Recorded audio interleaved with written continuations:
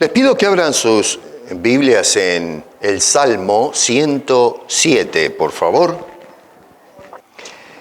Y en esta sección vamos a ver algunos versos acá. Me voy a extender, pero voy a leer algunos versículos porque para hacer un poquito de honor a la brevedad. Los versos 1 al 3, y luego vamos a saltar hasta el versículo 43. Dice lo siguiente: alabad a Jehová porque Él es bueno, porque para siempre es su misericordia. Díganlo los redimidos, y ahí es donde quiero que subrayen eso. Díganlo los redimidos de Jehová, los que ha redimido del poder del enemigo y los ha congregado de las tierras. Y ahora sí, pegamos un saltito y dice al final: ¿quién es sabio y guardará estas cosas y entenderá las maravillas de Jehová? Bueno, Señor, una vez más abrimos tu palabra y humildemente te pedimos, por favor, Señor, que nos hables a través de ella y la apliques a cada uno de nuestros corazones. Te lo pedimos en el nombre de Cristo Jesús. Amén. Repito, noten que dice: díganlo los redimidos de Jehová. Eso está ahí en el versículo 2. El apóstol San Pablo, mucho tiempo después de que se escribieron estas palabras, envió una carta a los creyentes que se habían ganado para Cristo en la ciudad de Éfeso, y les dice en el capítulo 1, verso 7, estas palabras: tenemos redención por medio de su sangre. En otras palabras, se refiere a la sangre de Jesucristo, y luego indica o explica en la segunda parte lo que significa o lo que llevó a cabo ese derramamiento de sangre. Dice: el perdón de pecados según o de acuerdo a las riquezas de su gracia. Y luego estas palabras que el apóstol Pablo le escribió a la gente de Éfeso, repito, creyentes redimidos, también hace ecos de eso en la iglesia de los Colosenses. Ustedes después en casa se van al capítulo 1, verso 14, y van a encontrar que dice exactamente lo mismo. O sea que Pablo, para resumir, era consecuente con lo que creía y lo que enseñaba. No vamos a ver a un Pablo que un día dice una cosa, otro día, y si se encuentra en otro ámbito, dice otra cosa diferente, sino que su teología era clara. Era claro que recibimos el perdón de pecados, aquellos que hemos sido redimidos mediante la sangre de Cristo que fue derramada. Para no complicar las cosas, la redención, a fin de cuentas, habla de la reconciliación de los pecadores con un Dios que hemos ofendido por causa del pecado. Esto es, en resumidas cuentas, obviamente cuando tocamos el tema de la redención, desde un punto de vista teológico, doctrinal, amerita mucho estudio y hay mucho para explicar o hablar de eso. Pero en definitiva lo que estamos hablando es que a través de la persona y la obra que llevó a cabo Jesucristo en el acto de redimirnos, es justamente reconciliarnos con un Dios que estaba ofendido por causa de nuestro pecado. Digo esto porque noten ustedes que ahí en el verso 2, este salmo, curiosamente, está dirigido específicamente a los redimidos de Jehová. Si usted observa ahí, no hay nada que inventar, está claramente en el texto. En el Antiguo Testamento, sin embargo, y acá vale la aclaración, cuando se habla de los redimidos, se está enfocando en el pueblo de Israel, que si ustedes hacen un poquito de memoria, habían sido redimidos de un largo periodo de sometimiento, de esclavitud y larga amargura o bajo la mano potente o poderosa de los egipcios. Obviamente no tan potente y poderosa que compite con Dios, pero en ese entonces era la potencia del momento, y lo que habían hecho es someter a la nación y utilizarlos como máquina de construcción. La pobre gente la pasó muy mal durante aproximadamente 400 años de miseria. Así que entonces el salmista está otra vez recordando a ese pueblo que había sido redimido de aquel periodo de esclavitud y de miseria. Ahora podemos aplicar estas palabras que indica el salmista a los redimidos que forman el cuerpo del Señor Jesucristo, como nos indica, por ejemplo, por eso les leí el apóstol Pablo y les indico lo que dice después en otra de sus cartas.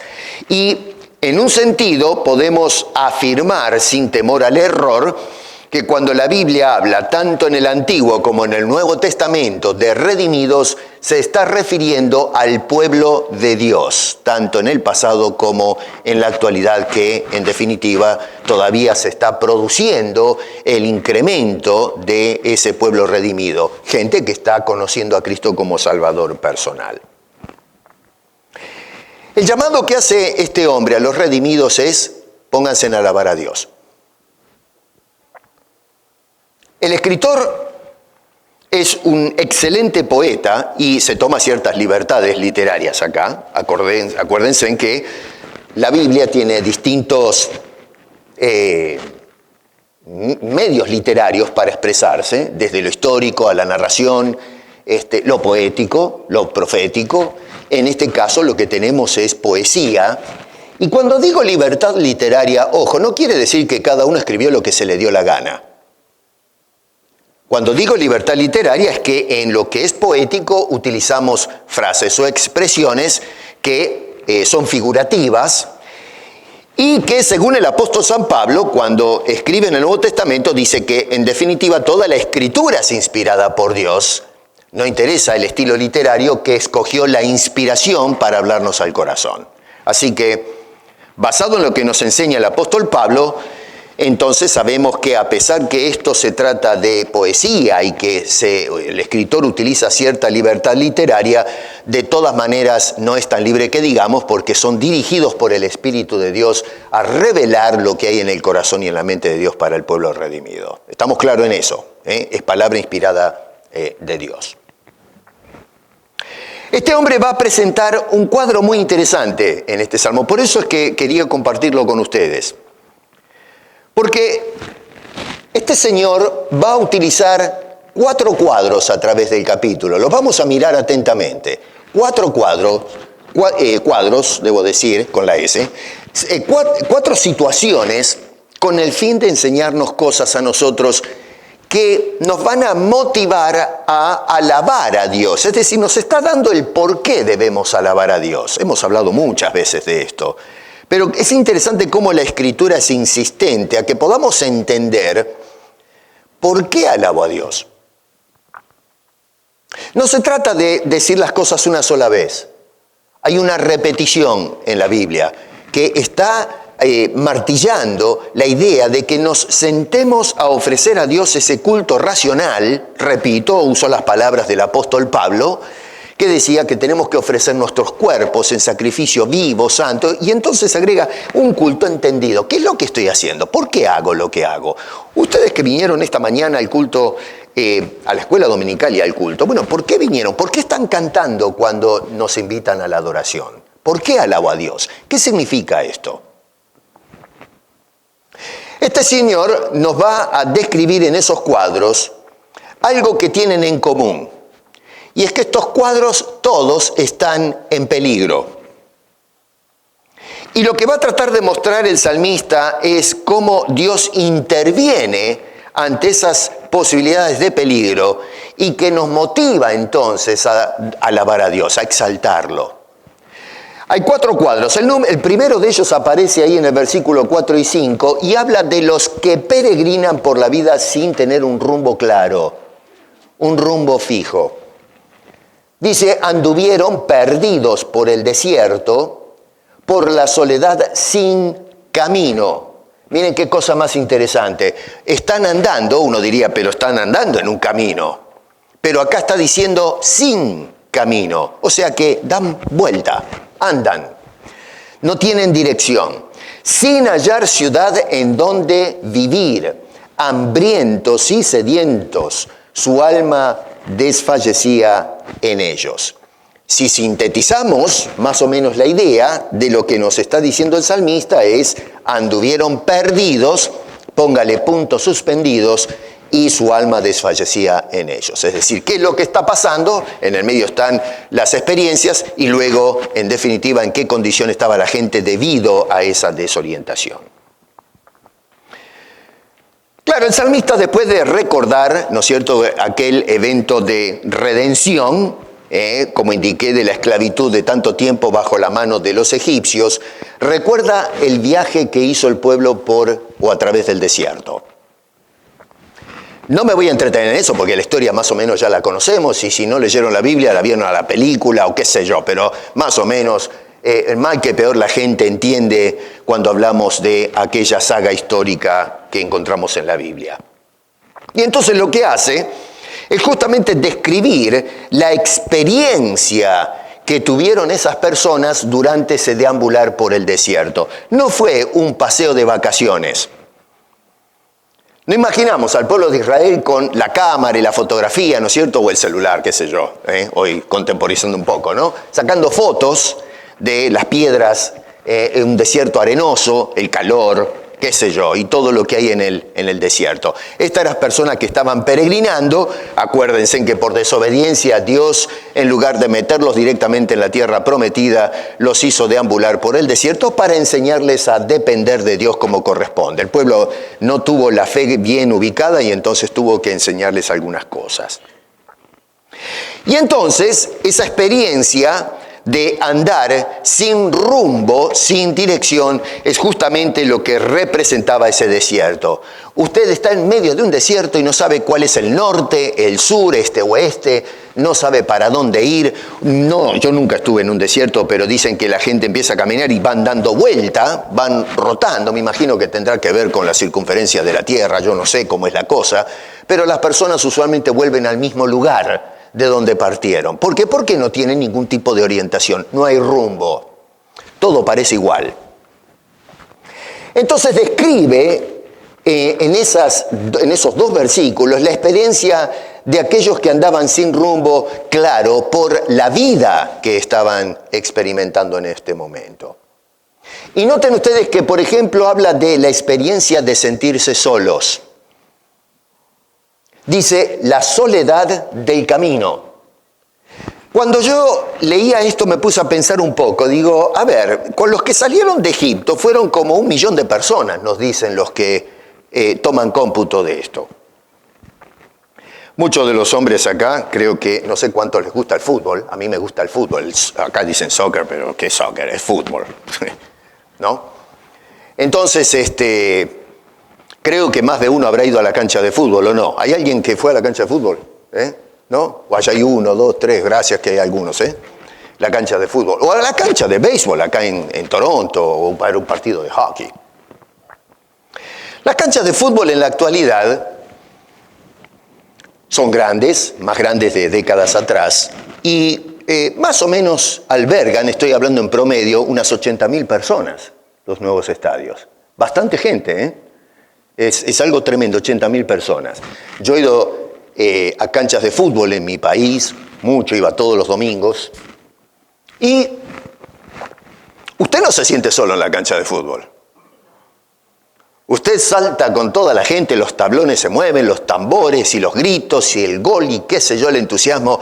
Inclusive se pone a conversar con la gente que está ahí al lado. Somos todos amigos en la cancha de fútbol, salvo el cuadro contrario, ¿no? Pero somos todos amigos ahí. Si vamos acá a un estadio de fútbol, pasa exactamente lo mismo, 80.000 personas. Pero acá estamos hablando de 1 millón. más o menos. Digo yo, ¿cómo es posible que haya personas, 1 millón de personas en un lugar geográfico y estén solos? Y sin embargo, la experiencia que describe el escritor es de una comunidad que, a pesar de estar codo a codo con el otro, sin embargo tienen un sentido de soledad absoluta. Parece una contradicción, pero eso es justamente lo que sucede a veces en medio de nuestras sociedades. Nosotros en estas urbes sociales somos más de 1 millón de personas. ¿Y sabe cuánta gente se siente sola, abandonada? Parece un sinsentido que estamos viviendo todos apretados, tenemos vecinos aquí y allá, enfrente y atrás, y sin embargo hay personas que se sienten completamente abandonados, solos, van por este gran desierto, por esta vida, sin un rumbo fijo y se sienten solos. Y eso es lo que describe el salmista en este caso, la experiencia de la soledad.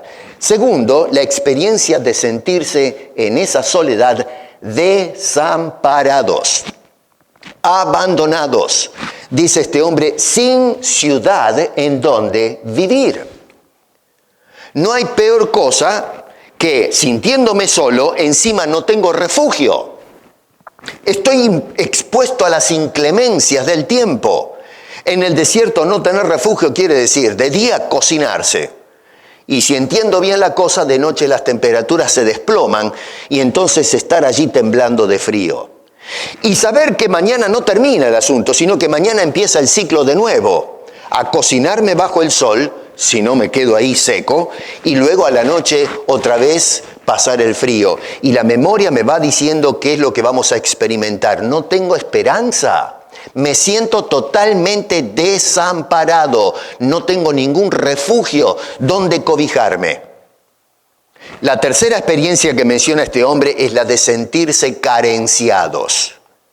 Es decir, personas que no saben cómo se van a sostener. Dice allí, hambrientos y sedientos. No hay comida en el desierto y no hay agua. Dígame usted cómo va a vivir la persona. Así que describe un estado de ansiedad profundo. Esta gente no tiene esperanza. Y debido a todo esto, entonces nos dice en el versículo 5 que su alma desfallecía dentro de ellos. Dígame usted, si se encuentra en una situación semejante, ¿no cree usted que su alma se va a desfallecer? ¿No va a entrar en desesperación? No tiene rumbo, no tiene techo, no tiene comida. Está frito. ¿Sabe usted, hermano, cuánta gente vive así en las urbes sociales? Personas que se sienten solos, desamparados y desnutridos. Estábamos mirando recién la importancia de la alimentación correcta y cómo falsos maestros nos llevan a cualquier lado. Nosotros hoy vivimos una de las mayores tragedias del cristianismo contemporáneo. Y tenemos gente que a pesar de... Pues estoy hablando a los redimidos, no estoy hablando de incrédulos. Estoy hablando del pueblo de Cristo. Y que yendo a las iglesias todavía son personas que se sienten solos. Aunque están en el culto, están solos. No se sienten protegidos o amparados. Y para peor de males, no se los nutre. No se alimentan de la palabra de Dios, se les da agua y para peor de males agua sucia, agua contaminada, elemento material tóxico. Y es por eso que las almas de la gente redimida en muchos casos desfallece. Es decir, van perdiendo las fuerzas, se van acercando al punto final. No hay destino, no hay rumbo, están perdidos, están dando vueltas sin dirección. Segundo cuadro, verso 10. Los que viven en completas penumbras por causa de rebelión. Dice allí, algunos moraban en tinieblas y sombra de muerte, aprisionados en aflicción y en hierros. Otro cuadro distinto al anterior, pero noten ustedes cómo otra vez se habla de la condición lamentable en que se encuentran estas personas. Nos dice este hombre, otra vez pasa en revista a las indicaciones, se describe a esa gente como prisioneros, dice en el verso 10. Se nos dice que están afligidos Y luego son personas atadas, cuando dice allí en hierro, personas inmovilizadas, paralizados prácticamente, no pueden moverse como quieren porque están aprisionados con grillos, no tienen libertad de acción. Tienen que hacer lo que la cadena les permite que hagan. El radio de movimiento está totalmente restringido. No puedo soltarme. Soy esclavo. Soy una persona aprisionada, inactivo, ineficaz o ineficiente. La pregunta es, ¿a qué se debe este estado de esclavitud o dependencia? ¿Qué es lo que está pasando acá? ¿Por qué cayeron en ese estado lamentable que describe el verso 10? Bueno, el verso 11 les está diciendo por qué. Dice, por cuanto fueron rebeldes a las palabras de Jehová. Así que noten ustedes que acá lo que tenemos es un estado autoinculcado. Son personas que podrían haber sido libres, pero debido a la rebelión, a la voluntad de Dios, terminaron esclavizados. Miren, esto es cliché, ¿no es cierto? Pero, a ver, parece que no lo entendemos este asunto, ¿eh? En la sociedad no se entiende, pero ahora está afectando a la iglesia. Personas que piensan que pueden ser libres desobedeciendo a Dios. Cuando nosotros nos rebelamos contra Dios en desobediencia, nos estamos metiendo un grillo en las piernas y en las manos. Gente que va desanimada en el cristianismo, buscando no sé qué cosa, y es justamente porque estamos rebelándonos, no contra las circunstancias, sino en última instancia rebelándonos con el consejo didáctico de Dios, que nos está dando pautas para poder vivir vidas felices. A ver, Jesucristo dijo, yo vine para darles vida y vida en abundancia. ¿Cómo puede ser que haya creyentes redimidos desfalleciendo si lo que dijo Jesús es que nos inyecta vida en abundancia? ¿En qué quedamos? O Cristo miente o algo estamos haciendo mal. Bueno, acá el problema es que esta gente está en esa condición justamente porque no están encajando con lo que dicta Dios en su santa palabra. Son rebeldes. Y es por eso que esta persona termina en este estado lamentable. Noten que dice el verso 11 que aborrecieron el consejo de Dios. A ver, si Dios me está dando un consejo y yo digo, no me interesa, a mí produce malestar eso, me ofende el consejo que me da Dios.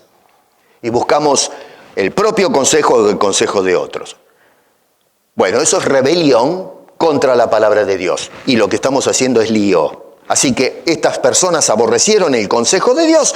Por lo tanto, verso 12 dice, cayeron y no hubo quien les ayude. Miren, cuando un redimido cae y espera que el mundo venga y le dé una mano, se equivoca. El mundo, para el mundo somos una estadística, te caíste, arréglate como puedas. Y si el mundo se acerca para darme una mano es para sacar algo de ventaja. No le interesa nuestra caída. La parábola del hijo pródigo, del buen samaritano, es muy interesante, ¿no? Los fariseos y los escribas visitaban a la gente, hacían oraciones en las casas y qué sé yo. Pero, ¿realmente lo hacían porque amaban a la gente? No. En la parábola del buen samaritano, ese señor le habían dado una soberana paliza y lo dejaron tirado ahí. Y dice que pasaban los religiosos, los teólogos, pero pasaron de largo. Y yo pensaba, ¿qué es lo que diserta este hombre consigo mismo cuando escucha los gemidos de la persona maltratada, o qué sé yo, lastimada, y pasa y sigue de largo? ¿Qué es lo que está sucediendo en la psicología de ese individuo? La Biblia no da detalles, pero no es muy descabellado darle vuelta al asunto.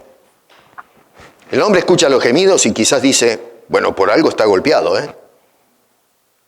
Dios no permite que alguna persona sufra semejante pateadura a menos que se lo merezca. Y entonces el doctor de la ley, el doctor de la Biblia, pasa de largo diciendo, aguántatela, te lo mereces. Y si va a darle la mano era porque tenía algo para sacar de estas personas. Jesús, ¿se acuerdan que dio vuelta la mesa de los que hacían negocios en el templo? Ellos ofrecían un montón de cosas porque les redituaba plata, beneficios. Iban a la casa de los hermanos para recibir beneficios, ya sea el dinero o la alabanza, el elogio de las masas, el ser puestos en el altar de la adulación entre los hombres y la sociedad. Hasta que pasó aquel samaritano, ¿no es cierto?, y le tendió una mano a ese señor, que no era ni religioso ni teólogo, simplemente un transeúnte que escuchó el gemido de la persona y se acercó para darle una mano. Mucha gente piensa que la sociedad, cuando nosotros caemos, nos va a tender una mano. Bueno, dice que esta gente cayó, estos redimidos, y no hubo, claro, en el desierto, ¿a quién vamos a encontrar? No hubo uno que tendiera la mano.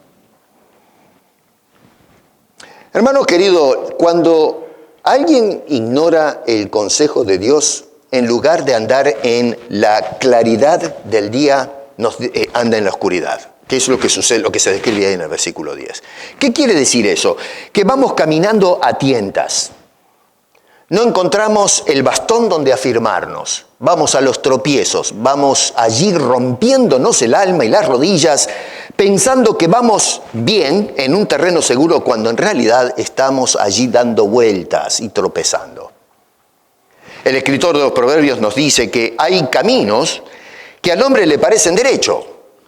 Y sin embargo, aunque si uno razona con esta persona, dice, escúchame una cosa, mira que el camino por donde vas es desierto, es peligroso, la verdad es que no vas a llegar a ningún lado, pero la persona se ha autoconvencido que no, señor, ese es el camino que yo debo andar. Estoy seguro y no me interesa lo que me digas. Yo tengo mi propio compás interno y estoy yendo a algo a buenos puertos, a un buen destino. Y sin embargo, dice el proverbista, su camino es camino de muerte.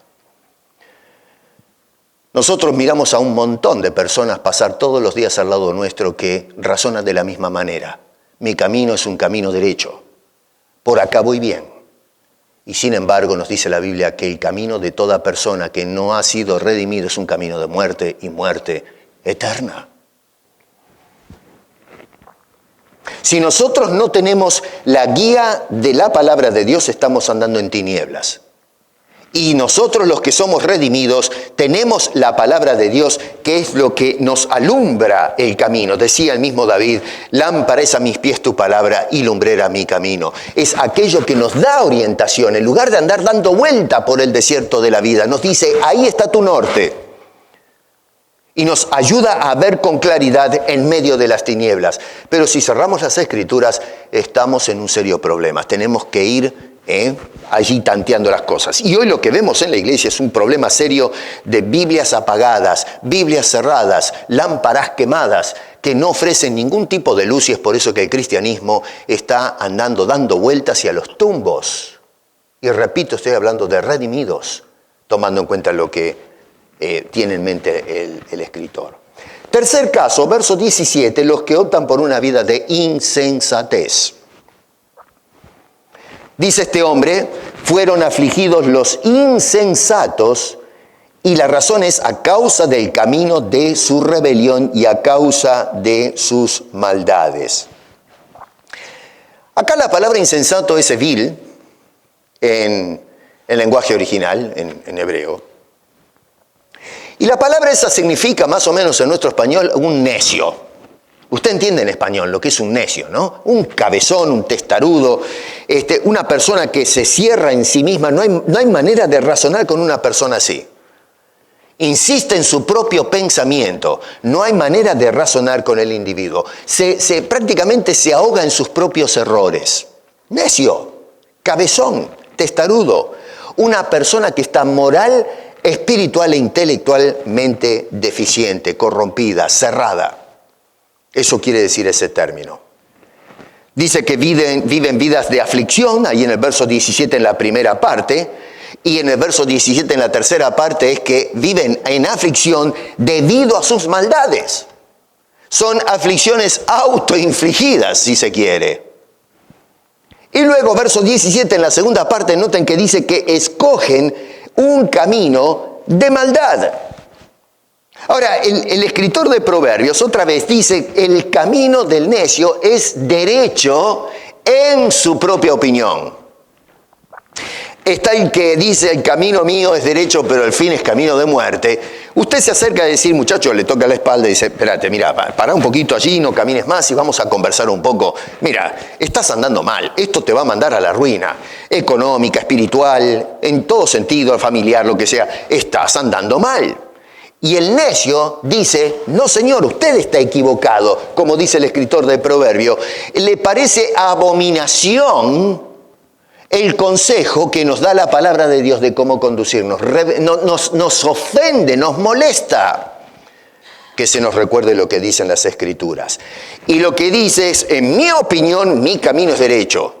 Tú estás equivocado. Dios está equivocado. La palabra de Dios está equivocada. Miren, yo he escuchado hasta el cansancio gente que me dice, usted me viene con la Biblia, pero la Biblia es palabra de hombres. ¿O no le dijeron eso? La Biblia la escribieron los hombres.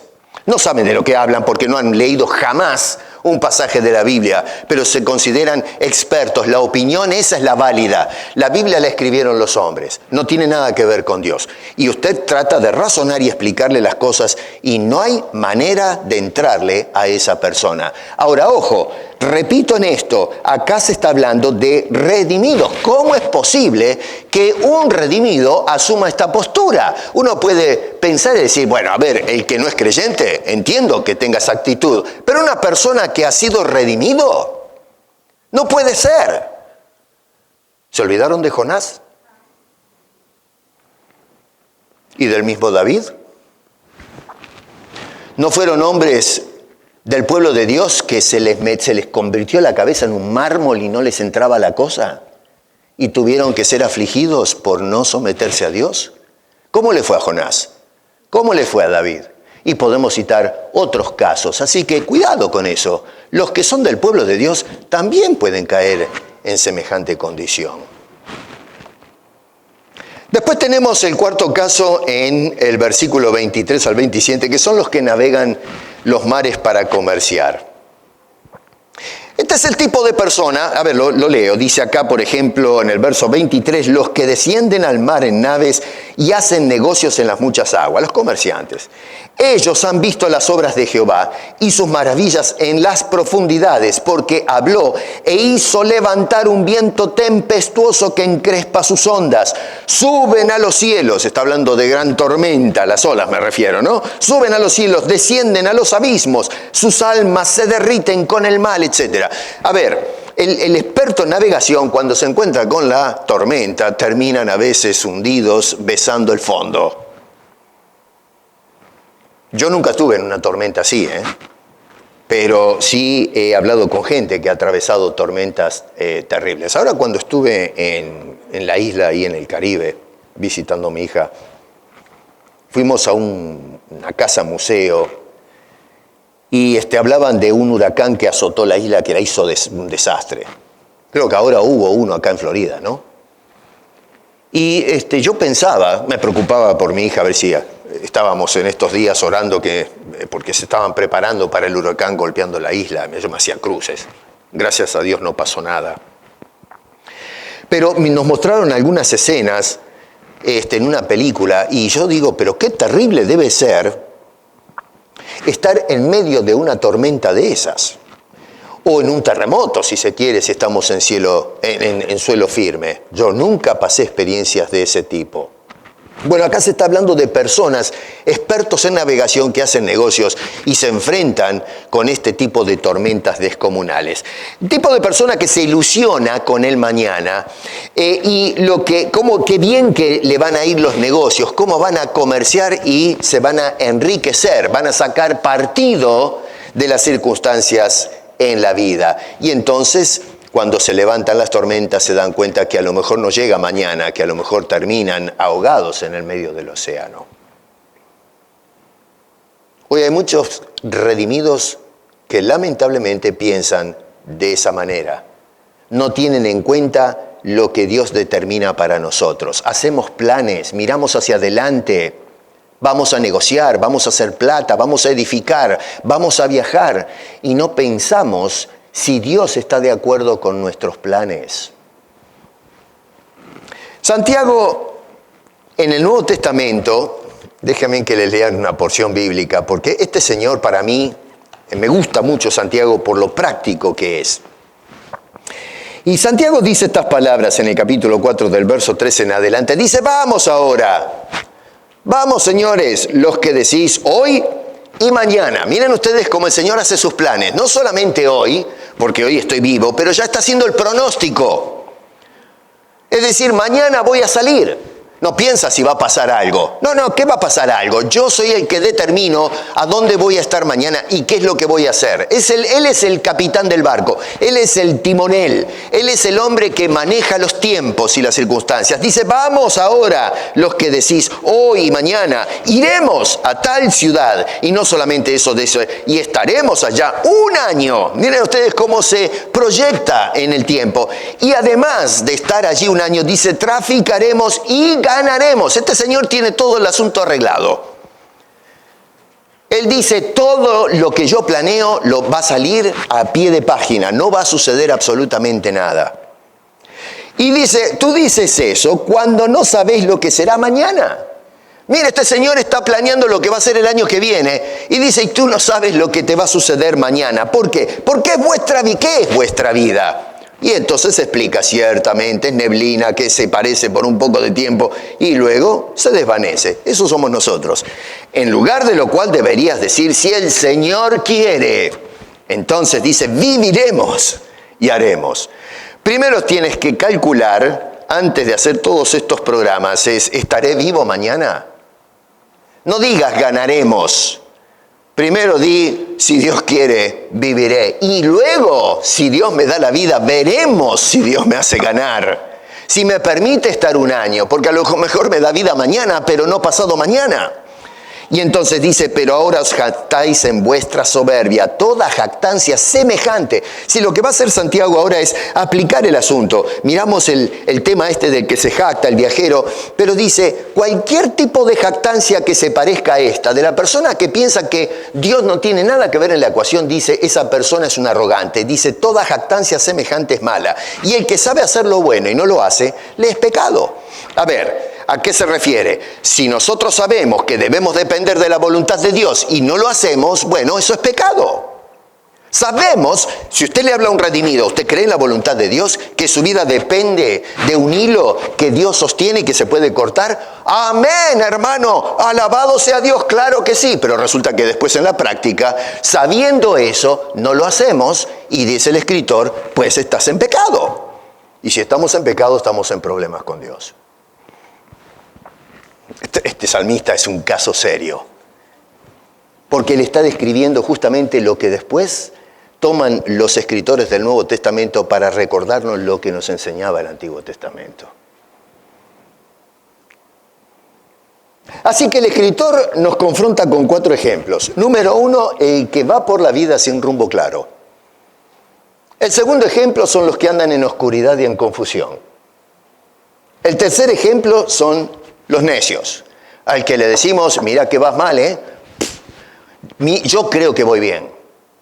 Y luego el cuarto es los que toman en cuenta la vida como controlada por ellos mismos y sin tener en cuenta los propósitos de Dios.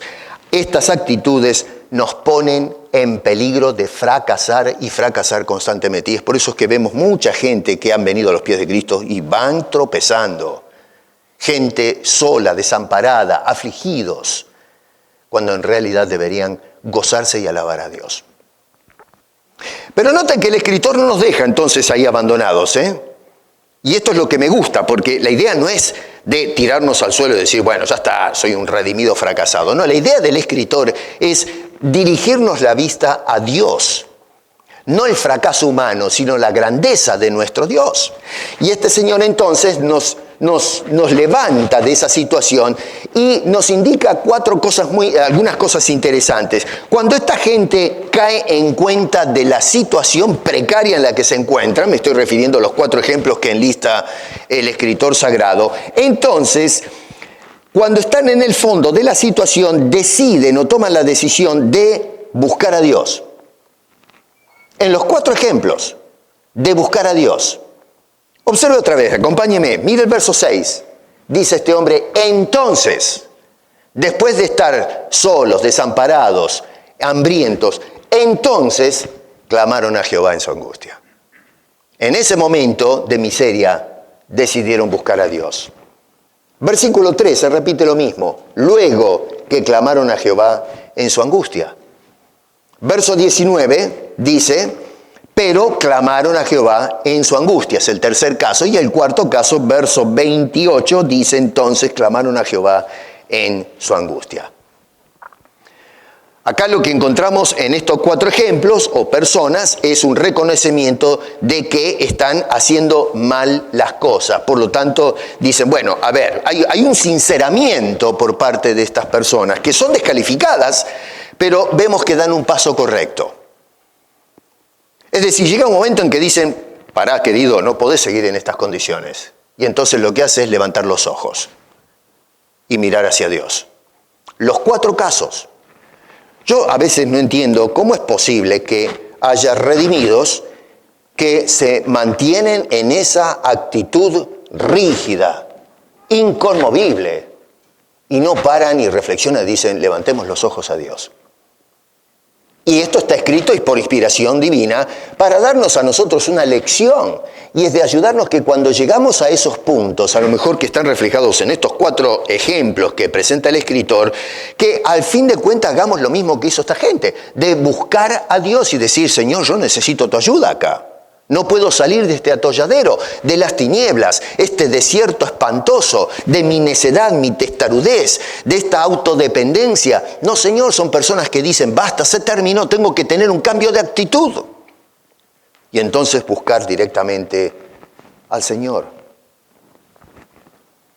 ¿Qué es lo que hay que hacer entonces si nosotros por casualidad nos sentimos identificados con algunos de estos casos que menciona este hombre? Bueno, número 1, clama a Dios. Y para eso tenemos que sincerarnos y decir, no, estoy andando mal. Estoy haciendo las cosas mal. Esto no funciona así. Y entonces de esa manera decirle, Dios, necesito tu ayuda. Buscar el rostro de Dios en medio de esas situaciones. Dios, cuando lo buscamos, entonces actúa y libera a los que están en semejante estado de aflicción. Está en los versículos, verso 6, mire la dinámica. Clamaron a Jehová, dice en su angustia, y entonces dice, y los libró de sus aflicciones. Nos vamos más adelante a ver en el verso 3, en la segunda parte, dice, los libró de sus aflicciones. Nos vamos a ver al verso 19, dice, y los libró de sus aflicciones. Y entonces en el versículo 28, en la última parte del verso, dice, y los libró de sus aflicciones. ¿Se dan cuenta cómo el escritor va machacando la misma cosa? 4 ejemplos, 4 fracasos, hasta que decidieron hablar a Dios. ¿Y qué hace Dios? Arréglense como puedan. Si ustedes se metieron en el lío, si fuiste un necio, andabas saltanteando porque eres rebelde a mi palabra, en lugar de depender de mí, te quedaste en el desierto por ser un testarudo y todo lo demás. No, Dios dice que da el paso adelante y cuando clamamos a Él dice, aquí estoy. Aquí estoy. Dice que Dios respondió y los libró, los sacó, los extrajo de esa situación apremiante en la que se encuentran. Tenemos 2 opciones, ¿saben?, en la vida. O vives afligido o vives sin aflicción. Eso es lo que nos deja el escritor. O escoges vivir una vida de fracaso y afligido o realmente experimentar la libertad que nos ofrece Dios a los redimidos. Y fíjense ustedes qué lindo, ¿no? Porque a los que van por la vida sin rumbo, ¿qué es lo que Dios les ofrece? Bueno, verso 7 dice que les ofrece un camino derecho. 4 cosas va a mencionar este hombre a los 4 ejemplos. El primer ejemplo, ok, oraron a Dios, Dios da el paso adelante, los libra, pero ¿qué es lo que ofrece Dios? Bueno, acuérdense que iban por un camino sin rumbo, dando vuelta para cualquier lado, pero entonces ahora Dios dice, yo te voy a marcar el norte. Hay caminos que al hombre le parecen derechos, pero son caminos de muerte, torcidos. Bueno, Dios lo que dice es, yo te voy a mostrar cuál es el camino. Así que cuando Dios actúa, es para ordenar la vida, para ordenar las cosas. Y entonces nos dice el escritor acá que Dios le ofrece a esta gente, otra vez, mira ahí en el verso 7, los dirigió por camino derecho. Dios es el que toma la batuta y dice, ahora soy yo el que te voy a dirigir. Y entonces, claro, cuando es Dios el que me dirige, acuérdense en la saga del desierto, bueno, Dios se hizo cargo. Ya no estaban solos, tenían a Dios en el medio. ¿Y quién se mete cuando Dios está en el medio? No era gente desamparada, tenían su nube y qué sé yo, andaban fenómeno. Nosotros tenemos que comprar un paraguas, ¿no? Cuando fui a la isla me cocinaba bajo el sol, llevaba un sombrero, pero ellos tenían el paraguas celestial, Dios cuidándolos. Y por supuesto no pasaron hambre. Dios se encargó de alimentarlos, de darles agua, una cosa extraordinaria. Dice, yo me voy a encargar de ustedes. En cuanto a los que, nos dice el verso ahí 10, ¿no? Los que estaban en confusión, dice el verso 14 que los saca de las tinieblas y de la sombra de muerte. Pero es algo tremendo. Nosotros a veces andamos sin poder ver y Dios cuando interviene, cuando oramos, nos abre los ojos. A mí me escribe constantemente gente que dice, la palabra de Dios me hizo entender. Ahora puedo ver. Antes andaba a tientas, no entendía. Pero ahora la palabra de Dios me permite ver cosas, entender cosas. Y eso es lo que hace Dios. Dios cuando interviene, cuando le clamamos, lo que hace es abrirnos los ojos. ¿Ustedes se imaginan la experiencia que tuvieron cuando Jesús hacía el milagro de abrirle los ojos a personas que nacieron ciegos? A veces miramos la historia, pero no nos metemos en el individuo que recibe el beneficio. Claro, a veces es imposible, porque no hemos pasado por la experiencia. Si quiere probar, póngase, qué sé yo, tápese los ojos por 4 semanas, y ande a tientas por la casa, trate de cocinar, de bañarse, de salir a trabajar, y entonces cuando se saque la venda va a tener a lo menos un poco de noción de lo que es realmente recibir la luz por medio del Señor. Bueno, la Biblia nos dice que quienes estamos en pecado andamos en tinieblas.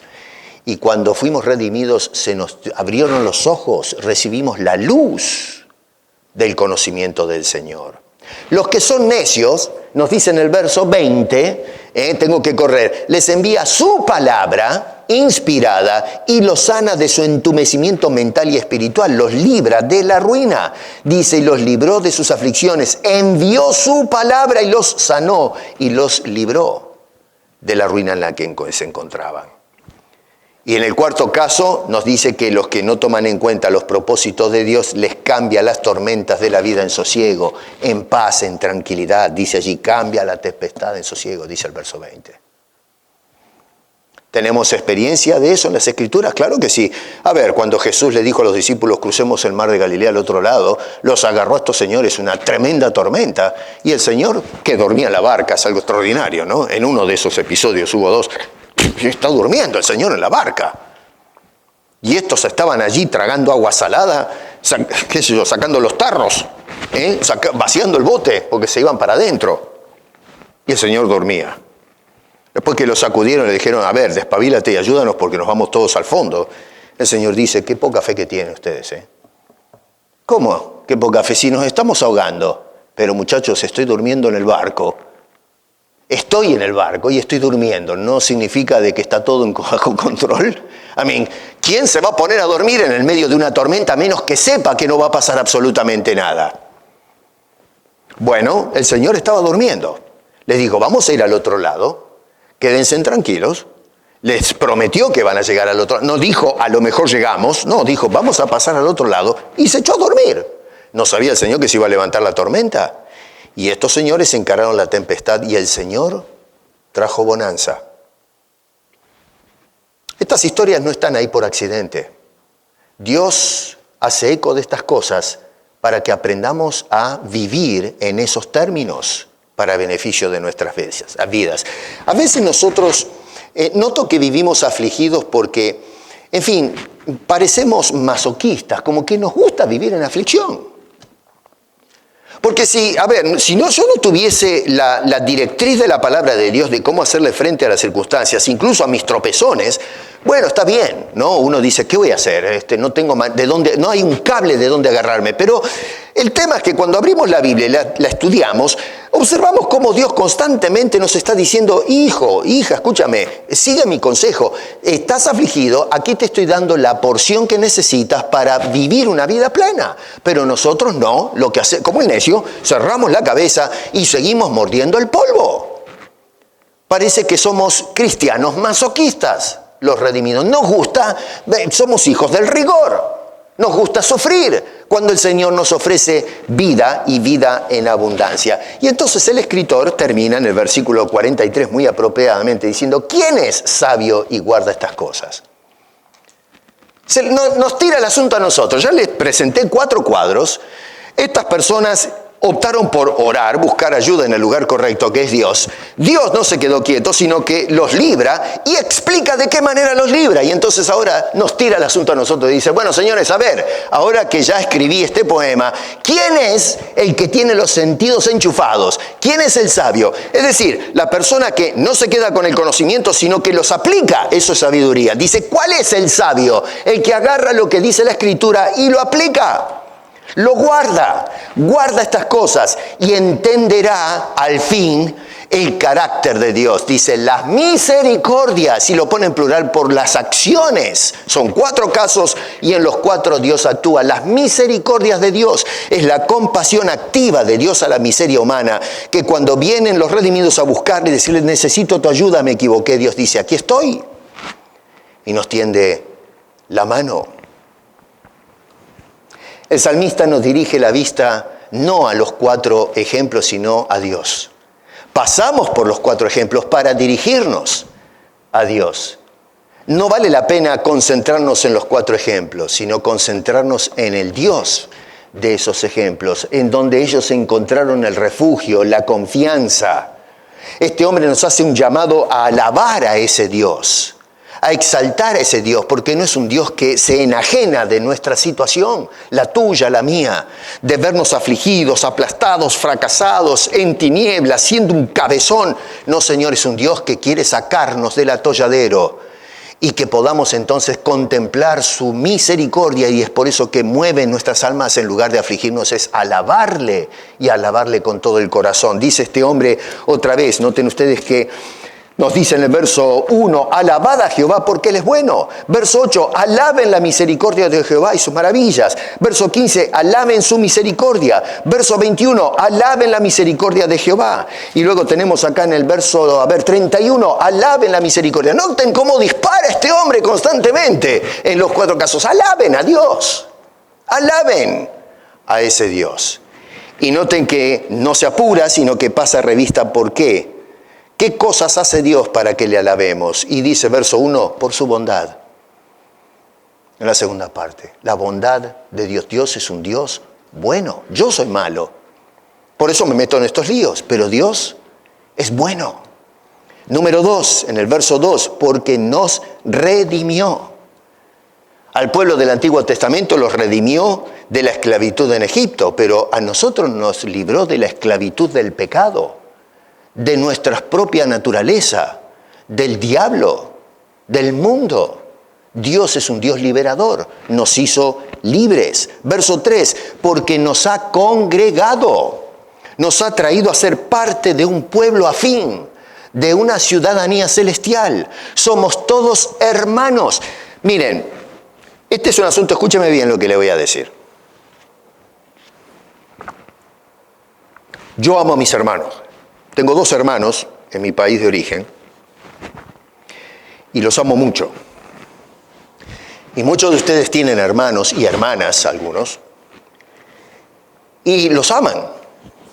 A veces hay problemas entre hermanos y hermanas, se arman unos líos bárbaros, ¿no? Pero más allá de las broncas que nos agarramos, todavía con todo eso, la sangre tira. Tal es así que si a un hermano con el cual tenemos un problema nos llama por teléfono, nos dice, yo, hermano querido, perdóname, necesito tu ayuda. Nos casamos el avión y nos vamos. La sangre tira, dice el dicho. Son nuestros hermanos. Cuando venimos a los pies de Cristo, nosotros que éramos extraños, pasamos a ser hermanos. Y la sangre de Cristo tira. Si realmente soy un redimido. Si tú ves a tu hermano en aflicción, si eres un hijo de Dios, la sangre tira. Nosotros somos movidos por el Espíritu de Dios a preocuparnos por nuestro hermano. Cito otra vez a Santiago, que nos dice, a ver, si ves a tu hermano desvestido, desnudo, todo en necesidad, y dices, bueno, Dios te ayude, bueno, dice este hombre, algo pasa con tu fe. El que tiene fe, el que es un redimido de Dios, da el paso adelante, porque lo impele el Espíritu de Dios a hacer eso, a solidarizarnos con el otro. Dios nos ha congregado, nos ha traído a un pueblo, a una familia afín, para que nos amemos como hermanos. Me gustó mucho lo que decía el profesor esta mañana, me hizo pensar de cómo a veces, hablaba de las coinonías, ¿no? Cuando nos sentamos a comer y qué sé yo, y yo me incluyo en esto. Cuando nos sentamos a comer, invitarnos unos a otros, ¿de qué hablamos? ¿De qué hablamos? Yo estaba pensando, iba a hablar, pero después dije, no, dejemos las cosas así. Pero me dejó pensando, cuando me invitan a comer o yo invito a comer y estamos en la sobremesa, o el café con el chocolate, qué sé yo, ¿no? O la factura, no sé qué es lo que ustedes comen después del café. ¿De qué hablan? ¿Atacamos al hermano o a la hermana? ¿Empezamos a despotricar con la otra persona? Y si alguien viene a despotricar, ¿qué papel desempeño yo? ¿No somos hermanos? A ver, ¿qué entendemos por hermanos? Hay una doble moral acá que decimos, sí, es mi hermano, pero en realidad no actúo como hermano, sino que actúo como un enemigo. Yo pienso a veces en la guerra denominacional y lo que pasa con la Iglesia de Cristo, que decimos Cristo es amor, nos debemos amar. Pero con todo el escándalo que hay en la actualidad, digo, pero ¿realmente amamos al Señor? ¿Nos preocupamos los hermanos unos por otros? ¿Lo estamos demostrando con hechos concretos? ¿Cómo puede ser que yo esté destruyendo el carácter de una persona o hablando mal de la gente, pensando que el Espíritu de Dios me está moviendo en ese momento a hacer semejante cosa? Porque si no es el Espíritu de Dios, tenemos que pararnos y preguntarnos, bueno, ¿quién me mueve o qué me mueve a mí a hacer lo que estoy haciendo? ¿Me entiende lo que estoy indicando?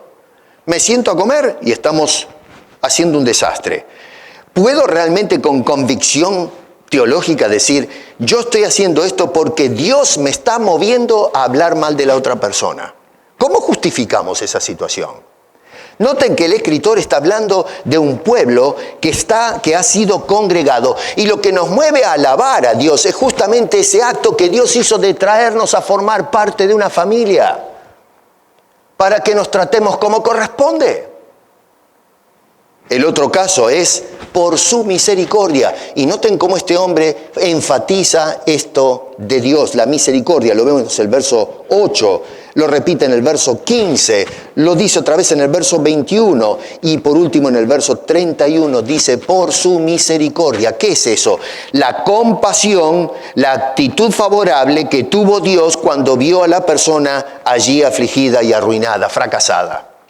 Dios ve a un hijo que está caído y Dios se duele por dentro. Y cuando ese hijo dice, Padre, ayúdame, que estoy en problemas, Dios dice, pero acá voy, y se tira de zambullidas para poder sacarnos de esa situación. No es un Dios que dice, aguántesela, mi hijo, muerda el polvo, yo le hablé a usted, arréglese solo. No, Señor, Dios inmediatamente cuando ve a un hijo implorar, se pone en marcha y ayuda a ese hijo. Y luego las acciones extraordinarias que hace, dice, y sus maravillas. Lo vemos en el verso 8, en el verso 15, en el verso 31, él recalca las maravillas de Dios. Cuando vemos, cuando la Biblia dice, de tal manera amó Dios al mundo que entregó a su Hijo Jesucristo, es un acto de la maravilla de Dios. ¿Cómo puede ser que yo, siendo un miserable y vil pecador, Dios se mande a su Hijo perfecto, puro, cristalino, a tomar el lugar que me corresponde a mí en la cruz para salvarme? Eso es maravilla. Que Dios, viéndonos a nosotros hacer un lío de nuestras vidas, y vamos y le clamamos, habiéndole dado la espalda, siendo un necio, rebelde y andar como se me da la gana, que Dios diga, aquí estoy, te voy a dar una mano. Eso es una maravilla. Y las cosas extraordinarias que hace Dios, sus maravillas. Y la maravilla más grande es habernos traído de muerte a vida. de habernos dado la salvación y el perdón y la vida eterna.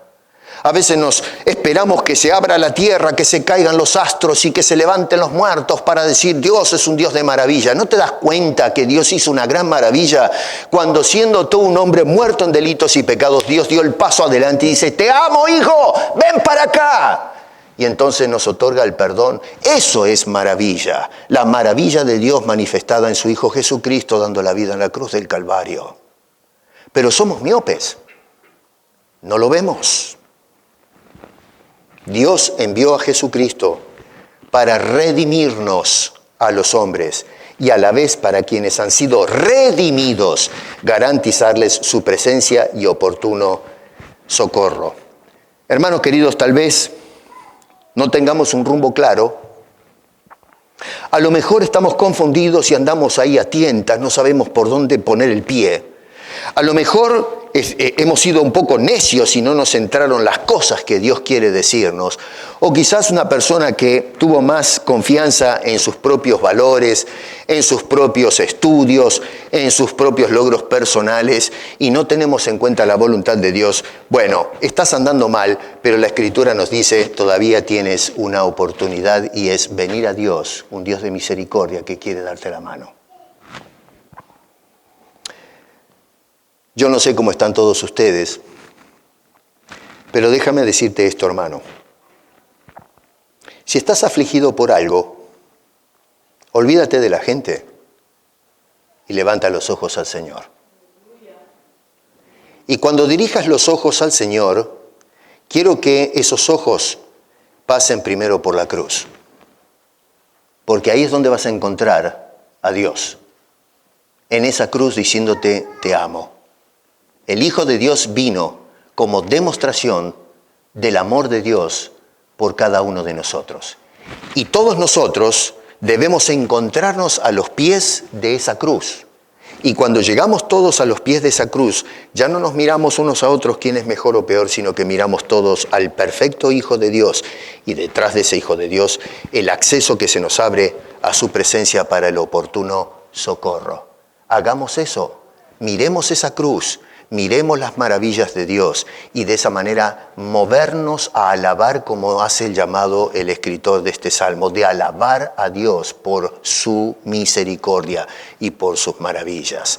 Así que, hermano querido, si vives afligido, toma nota de lo que aprendió el escritor y que transmite por inspiración a cada uno de nosotros. La alabanza debe ser motivada cuando entendemos quién es Dios y cómo actúa en cada una de nuestras vidas. Y para entender eso tenemos que mirar directamente a ese bendito Hijo de Dios que dio la vida por cada uno de nosotros, mostrando las maravillas del Todopoderoso. Padre, gracias te damos por estas escenas que inspiraste a través del Espíritu para que relate este escritor y que hoy, pensando un poquito a veces en las situaciones que atravesamos, nos sirven como el cable que nos ayuda a salir de nuestras aflicciones. Ayúdanos a buscarte, Señor, constantemente, los redimidos.